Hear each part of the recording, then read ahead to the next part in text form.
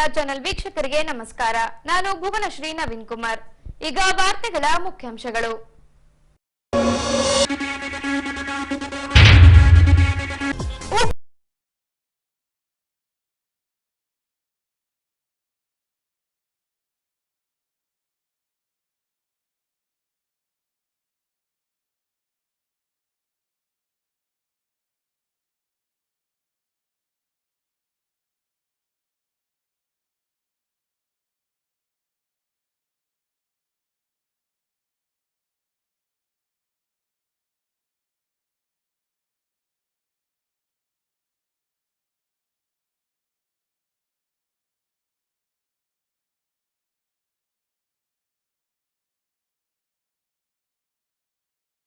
ಕುರಿತು ಉಪನ್ಯಾಸ ನಡೆಸಿಕೊಟ್ಟ ಸಂಪನ್ಮೂಲ ವ್ಯಕ್ತಿಗಳು.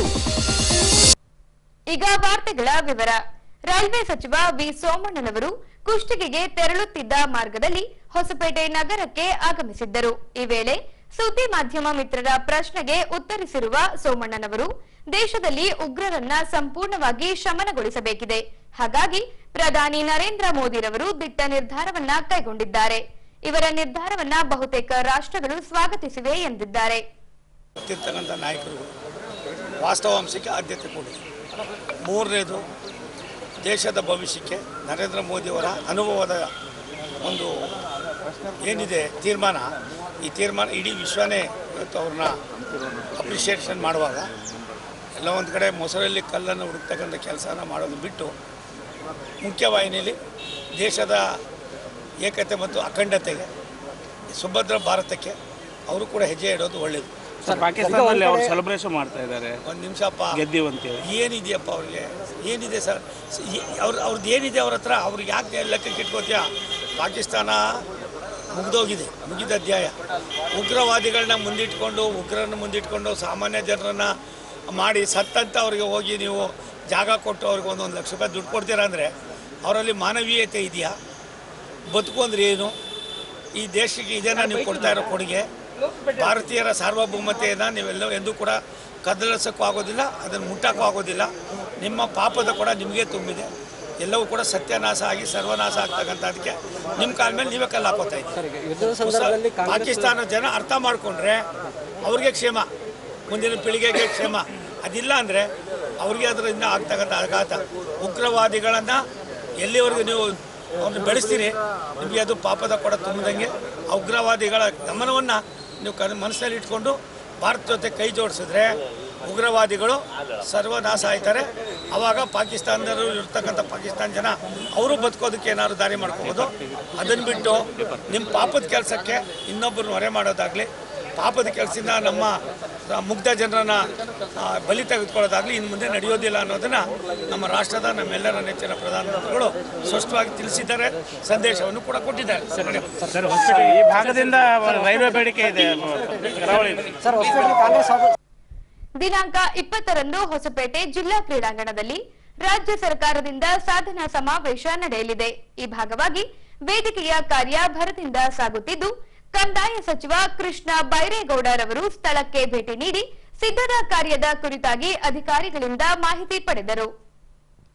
ಹೀಗೆ ಡಾಕ್ಟರ್ ಪುನೀತ್ ರಾಜ್ಕುಮಾರ್ ಜಿಲ್ಲಾ ಕ್ರೀಡಾಂಗಣಕ್ಕೆ ಆಗಮಿಸಿದ ಕಂದಾಯ ಸಚಿವ ಕೃಷ್ಣ ಬೈರೇಗೌಡರವರು ವೇದಿಕೆಯ ಸಿದ್ಧತಾ ಕಾರ್ಯ ಪರಿಶೀಲಿಸಿ ಜಿಲ್ಲಾಧಿಕಾರಿಗಳಿಂದ ಮಾಹಿತಿ ಪಡೆದರು.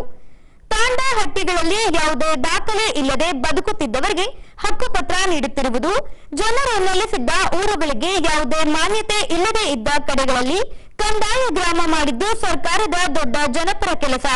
ಅದನ್ನು 20ರಂದು ಸಮರ್ಪಿಸಲಾಗುತ್ತಿದೆ. ವಿಜಯನಗರ ಜಿಲ್ಲೆಯಲ್ಲಿ ಸಾಕಷ್ಟು ತಾಂಡ ಹಟ್ಟಿಗಳಲ್ಲಿ ಹಕ್ಕುಪತ್ರ ಇರಲಿಲ್ಲ. ಇಲ್ಲಿ ಅತಿ ಹೆಚ್ಚು ಸಂಖ್ಯೆಯಲ್ಲಿ ಹಕ್ಕುಪತ್ರ ನೀಡಲು ಬಾಕಿ ಇರುವುದು ತಿಳಿಯಿತು. ಕಲ್ಯಾಣ, ಕಿತ್ತೂರು ಕರ್ನಾಟಕ ಹಾಗೂ ರಾಜ್ಯದ ಇತರ ಭಾಗಗಳಿಗೆ ಉತ್ತಮ ಸಂಪರ್ಕ ಇರುವ ಕಾರಣಕ್ಕೆ ಸಮಾವೇಶವನ್ನು ಹೊಸಪೇಟೆಯಲ್ಲಿ ನಡೆಸಲು ನಿರ್ಧರಿಸಲಾಯಿತು. ಸಮಾವೇಶದ ವೇಳೆ ವಿಜಯನಗರ ಜಿಲ್ಲೆಯ 25,000 ಕುಟುಂಬಗಳಿಗೆ ಹಕ್ಕುಪತ್ರ ನೀಡಲಾಗುವುದು. ಜೊತೆಗೆ ಇತರ ಜಿಲ್ಲೆಗಳ ಫಲಾನುಭವಿಗಳಿಗೆ ಹಕ್ಕುಪತ್ರ ನೀಡಲಾಗುವುದು ಎಂದರು. ರಾಜ್ಯದಲ್ಲಿ ಅನೇಕ ವಸತಿ ಪ್ರದೇಶಗಳು ಬಹಳ ದಶಕಗಳಿಂದ ದಾಖಲೆ ಇಲ್ಲದೆ ಅವರು ಊರಿಗೂ ಕೂಡ ಅಧಿಕೃತ ಮಾನ್ಯತೆ ಇಲ್ಲ. ಅವರು ವಾಸ ಮಾಡ್ತಕ್ಕಂಥ ಮನೆಗಳಿಗೂ ಕೂಡ ಹಕ್ಕುಪತ್ರ ದಾಖಲೆಗಳು ಇಲ್ಲದೆ ತುಂಬ ಜನ ಭಾಳ ವರ್ಷಗಳಿಂದ ಕಷ್ಟ ಅನುಭವಿಸಿದ್ದಾರೆ. ಇದಕ್ಕೆ ಒಂದು ಶಾಶ್ವತ ಪರಿಹಾರ ಕೊಡಬೇಕು ಅಂತೇಳಿ ಈ ಹಿಂದಿನ ಕಾಂಗ್ರೆಸ್ ಸರ್ಕಾರ ಇದ್ದಾಗ ನಾವು ಹೊಸ ಕಾನೂನನ್ನು ಮಾಡಿ ಇಂತಹ ದಾಖಲೆ ಇಲ್ಲದೆ ಇರುವಂತಹ ವಸತಿ ಪ್ರದೇಶಗಳಿಗೆ ಅಧಿಕೃತ ದಾಖಲೆ ಮಾಡಿಕೊಡುವುದು, ಮನೆಗಳಿಗೆ ಹಕ್ಕುಪತ್ರ ಕೊಡುವಂಥ ಕಾರ್ಯಕ್ರಮ ಆರಂಭ ಮಾಡಿದ್ದೇವೆ. ಕಂದಾಯ ಗ್ರಾಮಗಳನ್ನಾಗಿ ಮಾಡ್ತಕ್ಕಂಥದ್ದು. ಇದರಲ್ಲಿ ಹಾಡಿ, ಹಟ್ಟಿ, ತಾಂಡ ಈ ರೀತಿಯಾದಂಥ ಅನೇಕ ಬಡವರು ವಾಸ ಮಾಡುವಂಥ ಪ್ರದೇಶಗಳು ಸೇರ್ಕೊಂಡಿದ್ದಾವೆ. ಅವಕ್ಕೆ ಹಕ್ಕುಪತ್ರ ಕೊಡಬೇಕು ಅನ್ನೋದು ಬಹಳ ವರ್ಷಗಳ ಬೇಡಿಕೆ ಆಗಿತ್ತು. ಅದು ನಾವು ಹೋದ ಕಾಂಗ್ರೆಸ್ ಸರ್ಕಾರದಲ್ಲಿ ಆರಂಭ ಆಗಿದ್ದು. ತದನಂತರ BJP ಸರ್ಕಾರ ಬಂದಾಗ ಅದು ಪೂರ್ಣ ಆಗಲಿಲ್ಲ. ಅವರು ಅಲ್ಪ ಸ್ವಲ್ಪ ಮಾಡಿ ಬಿಟ್ಟರು ಅಷ್ಟೇ. ಆದರೆ ಈಗ ನಮ್ಮ ಸರ್ಕಾರ ಬಂದ ಮೇಲೆ ಇದನ್ನು ಒಂದು ಆದ್ಯತೆಯ ಕಾರ್ಯಕ್ರಮವಾಗಿ ತೆಗೆದುಕೊಂಡು ಇದನ್ನು ಮುಗಿಸ್ಲೇಬೇಕು ಅಂತೇಳಿ 2 ವರ್ಷದಿಂದ ನಾವು ಸತತ ಪ್ರಯತ್ನ ಮಾಡಿದ್ದೇವೆ. ಈ 2 ವರ್ಷದ ಪ್ರಯತ್ನದಿಂದ ಸುಮಾರು 1 ಲಕ್ಷ ಕುಟುಂಬಗಳಿಗೆ ಈಗ ಅವರಿಗೆ ದಾಖಲೆ ಹಕ್ಕುಪತ್ರ ಸಮೇತ ಮನೆಗೆ ಸಂಪೂರ್ಣ ದಾಖಲೆಗಳನ್ನು ಕೊಡ್ತಕ್ಕಂಥದ್ದು ಮತ್ತು ಅವರು ವಾಸ ಮಾಡ್ತಕ್ಕಂತಹ ಪ್ರದೇಶಗಳನ್ನು ಕಂದಾಯ ಗ್ರಾಮವನ್ನಾಗಿ ಘೋಷಣೆ ಮಾಡ್ತಕ್ಕಂಥ ಕೆಲಸ ಮಾಡಿದ್ದೇವೆ. 1 ಲಕ್ಷ ಕುಟುಂಬಗಳ ಹಕ್ಕುಪತ್ರ ತಯಾರಾಗಿದೆ. ಅದನ್ನು ಮೇ 20ನೇ ತಾರೀಕು ಜನಗಳಿಗೆ ಸಮರ್ಪಣೆ ಮಾಡಬೇಕು ಅಂತ ನಾವು ತೀರ್ಮಾನ ಮಾಡಿದ್ದಾರೆ ಮಾನ್ಯ ಮುಖ್ಯಮಂತ್ರಿಗಳು ಮತ್ತು ಉಪಮುಖ್ಯಮಂತ್ರಿಗಳು. ಸೊ ಇದನ್ನು ಜನಗಳಿಗೆ ಸಮರ್ಪಣೆ ಮಾಡ್ತಕ್ಕಂತಹ ಕಾರ್ಯಕ್ರಮ ಮಾಡಿರ್ತಕ್ಕಂಥ 1 ಲಕ್ಷ ಹಕ್ಕುಪತ್ರಗಳನ್ನು 1 ಲಕ್ಷ ಕುಟುಂಬಗಳಿಗೆ ಅವರಿಗೆ ಕೈಗೆ ಸಮರ್ಪಣೆ ಮಾಡ್ತಕ್ಕಂಥ ಕಾರ್ಯಕ್ರಮ ಹೊಸಪೇಟೆಯಲ್ಲಿ ಮೇ 20ನೇ ತಾರೀಕು ನಾವು ಹಮ್ಮಿಕೊಂಡಿದ್ದೇವೆ. ಅದೇ ಸಂದರ್ಭ ಸರ್ಕಾರದ 2 ವರ್ಷನೂ ಪೂರೈಸ್ತಾ ಇರೋದ್ರಿಂದ ಈ ಮಾಡಿರುವಂಥ ಜನಪರ ಕೆಲಸ ಜನಗಳಿಗೆ ಸಮರ್ಪಣೆ ಮಾಡೋದೇ ಬಹಳ ಅರ್ಥಪೂರ್ಣವಾದಂತಹ ಒಂದು ಕೆಲಸ. ಹಾಗೂ ಸರ್ಕಾರದ 2 ವರ್ಷ ಆಚರಣೆ ಮಾಡಲಿಕ್ಕೂ ಕೂಡ ಈ ಜನಪರ ಕೆಲಸ ಸಮರ್ಪಣೆ ಮಾಡಿ ಮುಂದೆ ಇನ್ನೂ ಬರುವ ವರ್ಷಗಳಲ್ಲಿ ಇನ್ನಷ್ಟು ಈ ರೀತಿಯ ಜನಪರ ಕೆಲಸ ಮಾಡುವಂಥ ಸಂಕಲ್ಪ ಮಾಡಲಿಕ್ಕೂ ಕೂಡ ಇದು ಪ್ರೇರೇಪಣೆ ಆಗುತ್ತೆ ಅನ್ನೋ ದೃಷ್ಟಿಯಿಂದ ಆ ಕಾರ್ಯಕ್ರಮವನ್ನು ನಾವು ಹೊಸಪೇಟೆಯಲ್ಲಿ ಹಮ್ಮಿಕೊಂಡಿದ್ದೇವೆ. ಇದು ಇಷ್ಟು ದೊಡ್ಡ ಮಟ್ಟದಲ್ಲಿ ಒಂದೇ ದಿನ 1 ಲಕ್ಷ ಕುಟುಂಬಗಳಿಗೆ ಈ ಹಕ್ಕುಪತ್ರ ಕೊಡ್ತಕ್ಕಂತಹ ಒಂದು ಭಾಳ ದೊಡ್ಡ ಜನಪರವಾದಂಥ ಸೇವೆ ಸಲ್ಲಿಸುವಂತಹ ಒಂದು ಸದಾವಕಾಶ. ಇದಕ್ಕೆ ನಾವು ಎಲ್ಲ ರೀತಿಯಲ್ಲಿ ಅಕ್ಕಪಕ್ಕ ಎಲ್ಲೆಲ್ಲಿ ಜಿಲ್ಲೆಗಳಲ್ಲಿ ಈ ಹಕ್ಕುಪತ್ರದ ಫಲಾನುಭವಿಗಳಿದ್ದಾರೆ ಅವರಿಗೆ ಆವತ್ತಿನ ದಿನ ವಿತರಣೆ ಮಾಡ್ತಕ್ಕಂತಹ ಅದಕ್ಕೆ ಎಲ್ಲ ತಯಾರಿಯನ್ನು ನಾವು ಮಾಡ್ಕೊಳ್ತಾ ಇದ್ದೇವೆ. ಈ ಭಾಗದ ಸಚಿವರುಗಳು, ಶಾಸಕರುಗಳು, ಸಂಸದರು ಎಲ್ಲರೂ ಕೂಡ ಈ ಸರ್ಕಾರಿ ಕಾರ್ಯಕ್ರಮದಲ್ಲಿ ಕೈ ಜೋಡಿಸಿದ್ದಾರೆ. ಇದೊಂದು ಜನಪರ ಕೆಲಸ ಆಗಿರೋದ್ರಿಂದ ಅದರಲ್ಲೂ ಬಡವರಿಗೆ ಅನುಕೂಲ ಆಗುವಂಥ ಕಾರ್ಯಕ್ರಮ ಆಗಿರೋದ್ರಿಂದ ಎಲ್ಲ ಜನಪ್ರತಿನಿಧಿಗಳು ಕೂಡ ಭಾಳ ಉತ್ಸಾಹದಿಂದ ಸಹಕಾರ ಕೊಡ್ತಾ ಇದ್ದಾರೆ. ಜೊತೆಗೆ ಸರ್ಕಾರದ ಅಧಿಕಾರಿಗಳು, ಕಂದಾಯ ಇಲಾಖೆ ಅಧಿಕಾರಿಗಳು ಸಹ ಅವರು ಮಾಡಿರುವಂತಹ ಕೆಲಸ ಎಲ್ಲೋ ಒಂದು ಕಡೆ ಜನಗಳಿಗೆ ತಲುಪಿದಾಗ ನಮ್ಮ ಕೆಲಸ ಸಾರ್ಥಕತೆ ಬರುತ್ತೆ.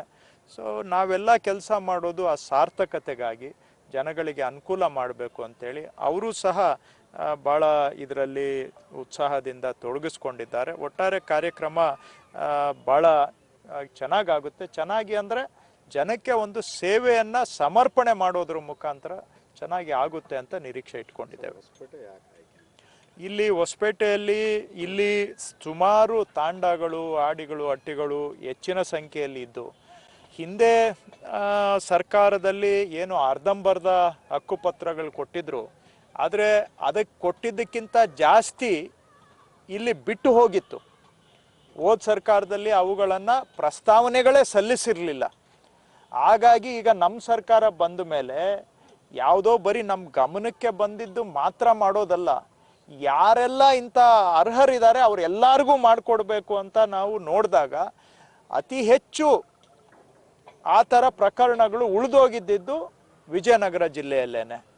ಸೊ ಇಂದಿನ ಸರ್ಕಾರದಲ್ಲಿ ಅವುಗಳನ್ನು ಕೈ ಬಿಟ್ಟುಬಿಟ್ಟಿದ್ರು. ಅಂಥದ್ದನ್ನು ನಾವು ಗುರುತಿಸಿ ಈಗ ತಯಾರು ಮಾಡಿದ ಮೇಲೆ ಅತಿ ಹೆಚ್ಚು ಸಂಖ್ಯೆ ವಿಜಯನಗರದಲ್ಲಿ ನಮಗೆ ಈ ರೀತಿಯ ಕುಟುಂಬಗಳು ಸಿಕ್ಕಿದ್ದಾವೆ.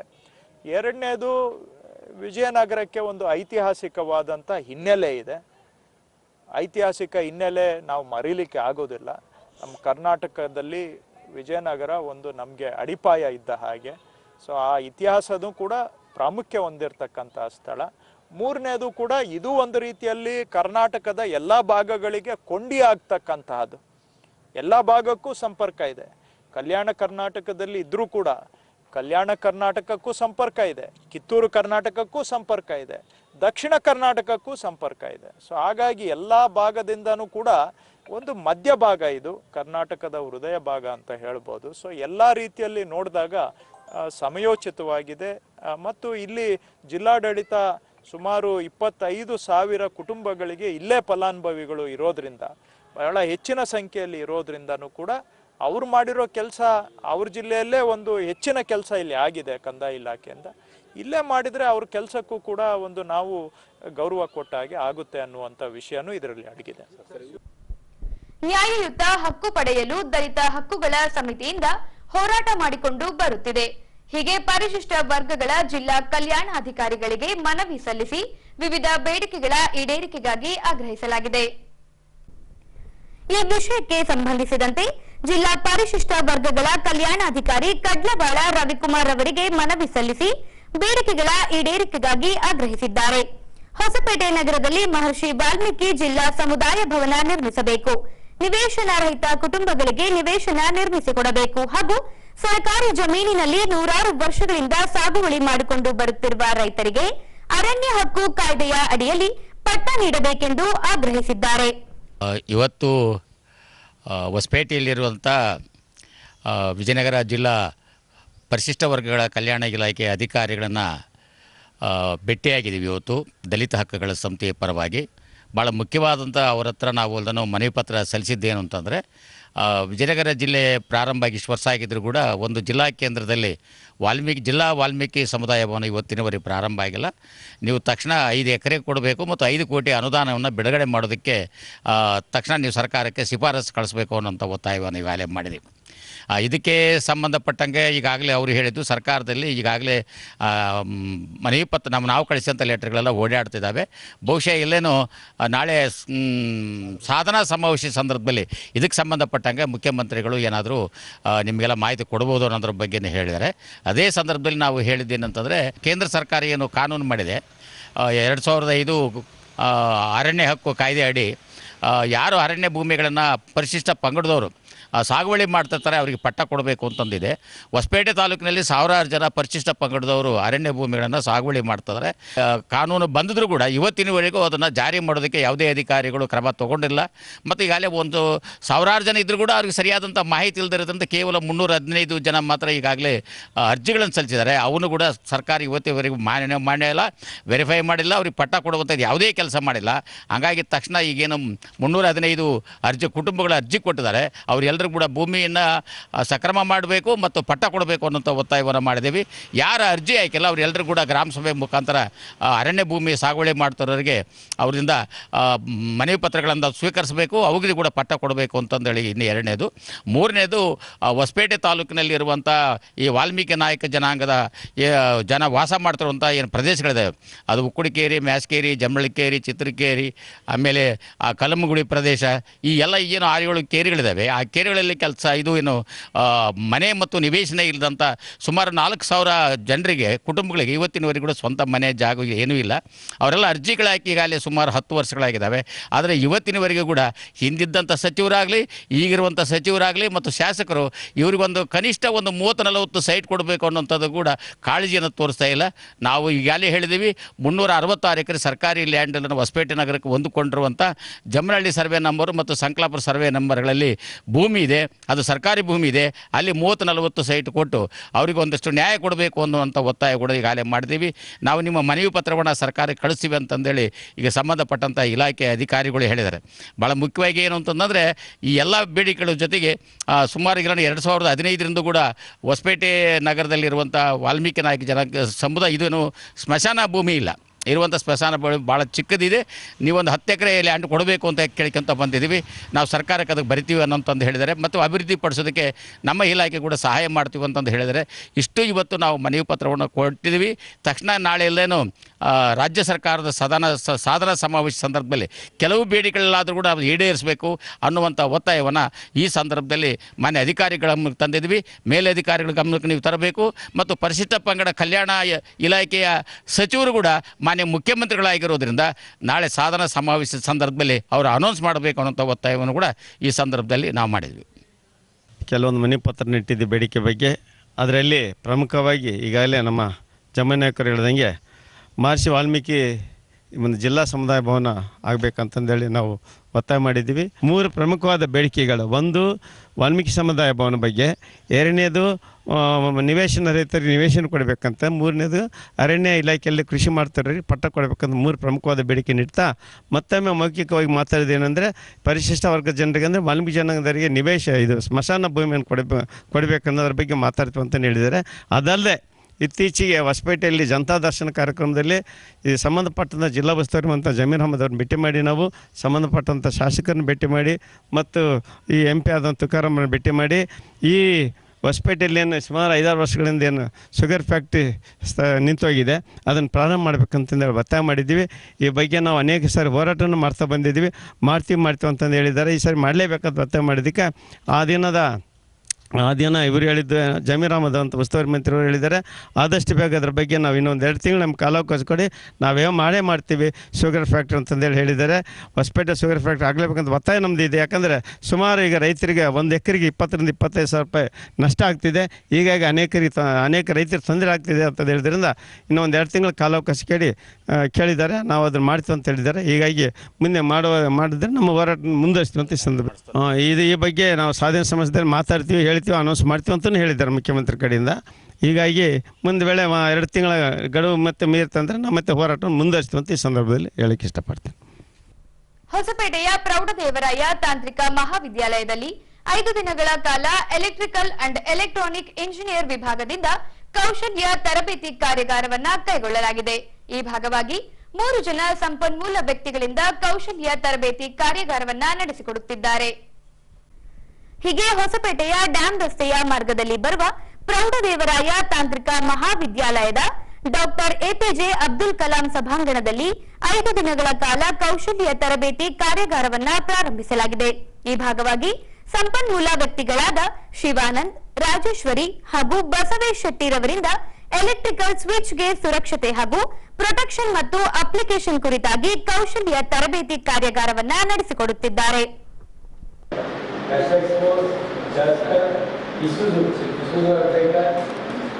So DPSL is the logo of our company. What is the DPSL means? D stands for total. That is our family name. Family name. B stands for Basava Shetty. That is my grandfather name. My father's father. Son stands for my father who motivated me to this land. Sri Vishweshwarya is the man. ನಾನು confusion ಅಲ್ಲಿ ಇದ್ದಾಗ, depression ಇದ್ದಾಗ, ಈ the person who motivated to give my own speak action. My journey towards this started from a scratch and we made lot of what you only think when problem is there, solution will be there. ಯಾವ ಪ್ರಾಬ್ಲಮ್ಗೆ solution ಇರೋದಿಲ್ಲ, that is not a problem at all. But think like that. When problem is there, solution definitely will be there. ಯಾವ ಪ್ರಾಬ್ಲಮ್ಗೆ solution ಇಲ್ಲ ಅಂದರೆ that is not a problem at all. So you have to think like that, you have to move forward. ಈಗ ಅವರ company grow like ಬೇರೆ ಬೇರೆ branches ಎಲ್ಲ ಆಗಿದೆ. ಆ ಬ್ರಾಂಚಸ್ ಅಲ್ಲಿ DPSL Enterprise so many place now going to our course of that. You have to understand some companies, electrical companies, IEC means International Electrotechnical Commission. How ಏನಪ್ಪ work ಅಂದರೆ whatever manufacturers of that motor, what is the weight of that, ಪ್ರತಿಯೊಂದು specification provided by IEC to all manufacturers. Specification, ಇವೇನೇ ತಗೊಂಡು as per IEC as per IEC together, that is International Electrotechnical Commission. And then NEMA, National Electrical Manufacturers Association. All over world, ಎಲ್ಲ ಮ್ಯಾನುಫ್ಯಾಕ್ಚರರ್ಸನ್ನು ಒಂದು association ಮಾಡ್ಕೊಂಡಿದ್ದಾರೆ, manufacturers association, that is NEMA. ಆ NEMAದಲ್ಲಿ ಅವ್ರಿಗೇನು work ಅಂದರೆ every 2 years once they conduct exhibition. ನೋಡಿ, ಒಂದು ಇವ್ರ ಮಕ್ಕಳು ಯಾವುದೇ ಎಕ್ಸಿಬಿಷನ್ ಇರಲಿ, you have to see whatever they are doing. In fact, NEMA 2020ನಲ್ಲಿ Bangalore international Bangalore international electrical company so exhibitions conduct ಮಾಡ್ತಾರೆ. ನೀವು ಹೋಗ್ಬೇಕು ಮಕ್ಕಳು, ಸುಮ್ಮನೆ ಟಿವಿಯಿಂದ ಕೂತ್ಕೊಂತೀರ ಎಕ್ಸಿಬಿಷನ್ಸ್, ಅದೇನು ಫೀಸ್ ಇಲ್ಲ, ಏನಿಲ್ಲ. Centre it can watch all over world ಬಂದು ಪಾರ್ಟಿಸಿಪೇಟ್ ಮಾಡ್ತಾರೆ. ನಮ್ಮ ಮೋಟ್ರಿಗಿದೆ, ನಮ್ಮ ಕಾಂಟ್ಯಾಕ್ಟಿಗಿದೆ, ಕೇಬಲ್ಗಿದೆ ಅಂತ ವರ್ಕ್. ಸೊ ದಟ್ ಯಾವುದು ಸೊ ದೆನ್ ಕಾಸ್ತಾರೆ ನಮ್ಮದು ಒಂದು ಅಸೋಸಿಯೇಷನ್.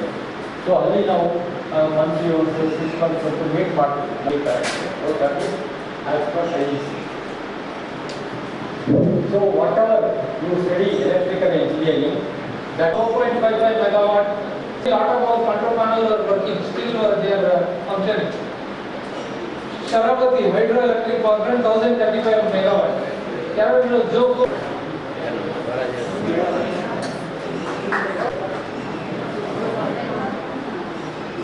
Silence please. Record ಆಗ್ತದೆ, ಯಾರು ಮಾತಾಡಬೇಡಿ. Series check या noise circuit. First you have to check the voltage. Voltage is there. I am a drill arm because we have to connect it to the motor ke connect ಮಾಡಿದಾಗ ಗೊತ್ತಾಗುತ್ತೆ. 2, 3, 4, 5. And we have on push button. It's a momentary contact. When you press the push button, NO will become close. When you release, it occupies original portion. That is momentary contact. Whereas switch is maintained contact. On ಮಾಡಿದ್ರೆ always on condition. Off ಮಾಡಿದ್ರೆ always in the off condition. This is momentary. One pulse will go. Normally open contact will become close. We have another on push button. Normally open contact, NO will become close. And we have NC contact, normally close contact. When you press the push button, NC will become open. NC contact will become open. And we have contact energized item.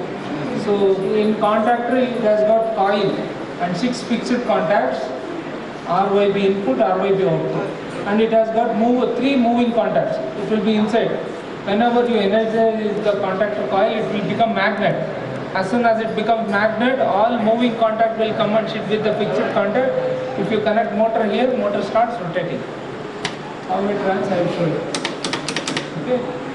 Now you do that. Place to OLRNC.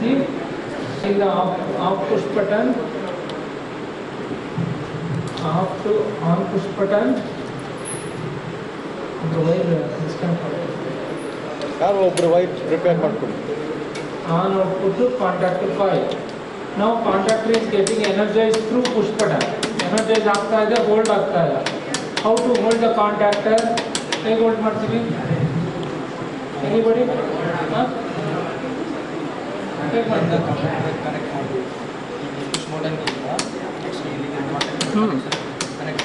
ಹೇಗೆ connect ಮಾಡ್ತೀರಾ? NO, you have to connect NO parallel to on push button. Parallel to on push button, you have to connect NO.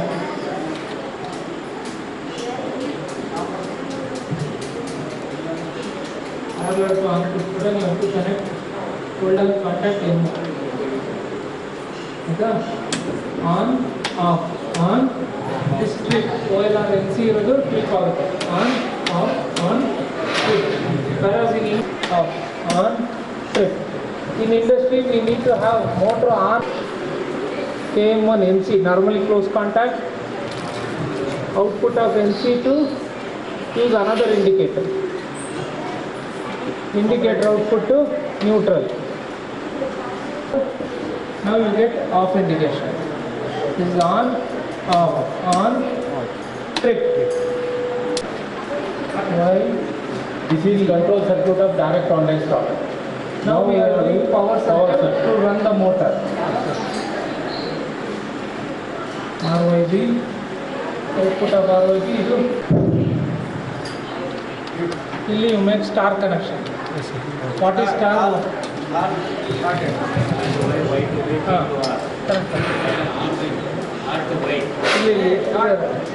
Star connection R to Y. Why? Yellow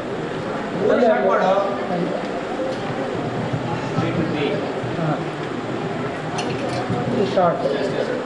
Now switch on control. Switch on. Off. On. Trip. Oil or trip. Release. Switch on 3 phase.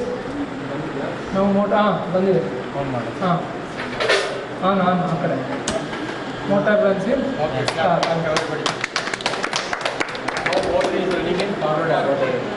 To reverse the direction of motor in direct online, switch off interchange any 2 phase.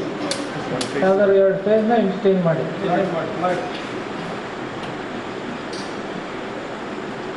Switch on. Observe the direction. Clockwise. Now you switch on. Motor runs in reverse direction. Now connect ammeter in series, voltmeter in parallel. Switch off. ಇಲ್ಲೂ of ಮಾಡಿ. Connect ಎಲ್ಲೋನ ಇದು ಆ್ಯಂಬಿಟರ್ ಕೊಡಿ. ಅಲ್ಲಿಂದ ಅಲ್ಲಿಗೆ ಬರೋ bike ತಗೊಳ್ಳಿ. Inserted ammeter in series. Voltmeter parallel ಎಲ್ಲೋ ಒಂದು ಬ್ಲೂ ಪೇಜ್ ಬಿಟ್ಟು ವೋಲ್ಟ್ ಮೀಟ್ರಿಗೆ ಅದಿರಲಿ ಪ್ಯಾರಲಲ್ ಇನ್ನೊಂದು wire.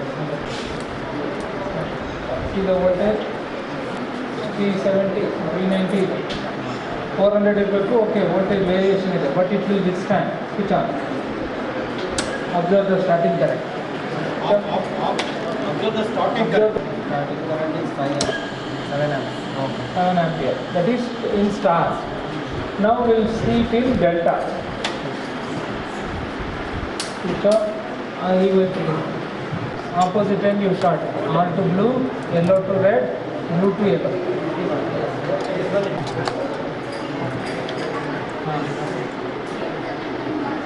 Now you switch on. Single phase, 2 phase.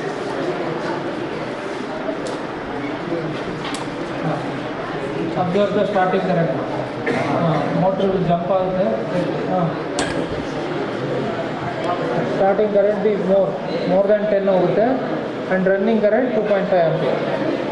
When it is connected in delta, current will reduce. Because higher is in delta. Root 3 in delta 5. This is a direct online starter. Normally in our industry flow, all those places and reversing means total power demand.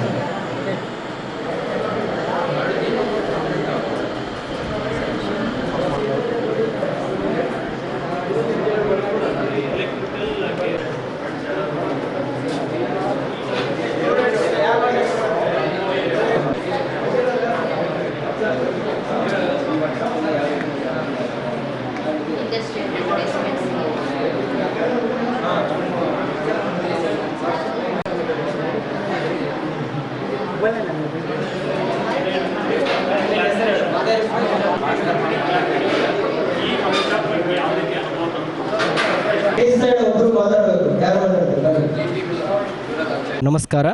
ಪ್ರೌಢದೇವರಾಯ ತಾಂತ್ರಿಕ ಮಹಾವಿದ್ಯಾಲಯ ಹೊಸಪೇಟೆ ವಿದ್ಯುತ್ ಮತ್ತು ವಿದ್ಯುನ್ಮಾನ ವಿಭಾಗದಿಂದ 5 ದಿನಗಳ ಕಾಲ ಕೌಶಲ್ಯಾಭಿವೃದ್ಧಿ ಕಾರ್ಯಕ್ರಮವನ್ನು ವಿದ್ಯಾರ್ಥಿಗಳಿಗೆ ನಾವು ಹಮ್ಮಿಕೊಂಡಿದ್ದೇವೆ.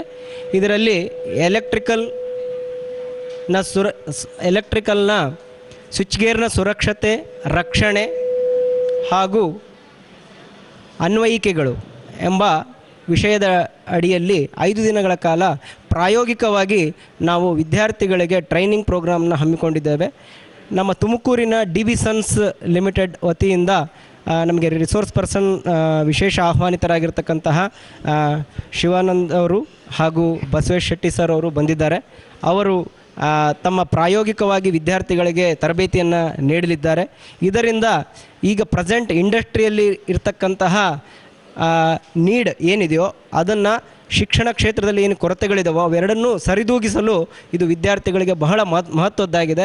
ಇಂತಹ ಟ್ರೈನಿಂಗ್ ಪ್ರೋಗ್ರಾಮ್ಗಳು ವಿದ್ಯಾರ್ಥಿಗಳ ಕೌಶಲ್ಯಾಭಿವೃದ್ಧಿಯನ್ನು ಹೆಚ್ಚಿಗೊಳಿಸ್ತದೆ ಅಂತ ಹೇಳಲಿಕ್ಕೆ ನಾನು ಇಷ್ಟಪಡ್ತೇನೆ. ನಾನು ಮಧ್ವರಾಜ್, ಈ ಕಾರ್ಯಕ್ರಮದ ಸಂಚಾಲಕನಾಗಿದ್ದೇನೆ. ವಿದ್ಯುತ್ ಮತ್ತು ವಿದ್ಯುನ್ಮಾನ ವಿಭಾಗದಲ್ಲಿ ಅಸಿಸ್ಟೆಂಟ್ ಪ್ರೊಫೆಸರ್ ಆಗಿ ವರ್ಕ್ ಮಾಡ್ತಾ ಇದ್ದೇನೆ. ನಮ್ಮೆಲ್ಲ ಸ್ಟಾಫ್ ಸೇರಿಬಿಟ್ಟು ನಾವು ಈ ಕಾರ್ಯಕ್ರಮವನ್ನು ಹಮ್ಮಿಕೊಂಡಿದ್ದೇವೆ. ಧನ್ಯವಾದಗಳು ಅಂತ ಹೇಳಕ್ಕೆ ಇಷ್ಟಪಡ್ತೇನೆ. ಈಗ ಕೊನೆಯಲ್ಲಿ ಮತ್ತೊಮ್ಮೆ ವಾರ್ತೆಗಳ ಮುಖ್ಯಾಂಶಗಳು.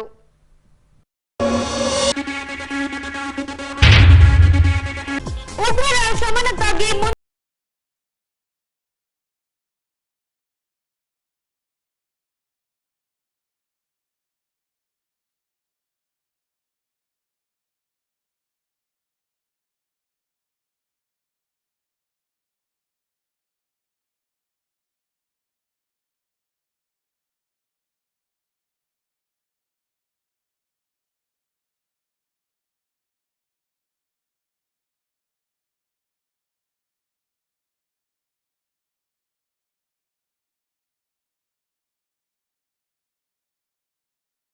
ಎಲೆಕ್ಟ್ರಿಕಲ್ ಸ್ವಿಚ್ ಗೇರ್ ಸುರಕ್ಷತೆ ಕುರಿತು ಉಪನ್ಯಾಸ ನಡೆಸಿಕೊಟ್ಟ ಸಂಪನ್ಮೂಲ ವ್ಯಕ್ತಿಗಳು. ಇಲ್ಲಿಗೆ ವಾರ್ತಾ ಪ್ರಸಾರ ಮುಕ್ತಾಯವಾಯಿತು. ನೈಜ ಸುದ್ದಿಗಳಿಗಾಗಿ ನೋಡ್ತಾ ಇರಿ ವಿಜಯನಗರ ಸುದ್ದಿವಾಹಿನಿ. ನಮಸ್ಕಾರ.